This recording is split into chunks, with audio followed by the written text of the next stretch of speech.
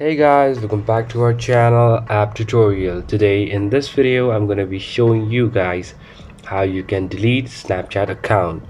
So I'm going to be teaching you a very easy step regarding this one. So if you have any problems or any queries within the process, just let me know in the comment section right away. Now without any further delay, let's just get started.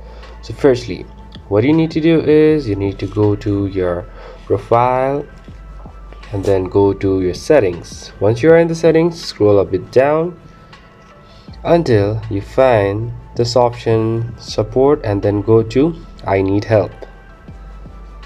Once you are in I need help, it will redirect you somewhere here which says how can we help. Now go to search and just press on delete my account. Now just scroll a bit down. It says, so to delete or deactivate, what you need to do is just go log into Snapchat account portal, delete my account, input your password and then type confirm it. Let's just go over here.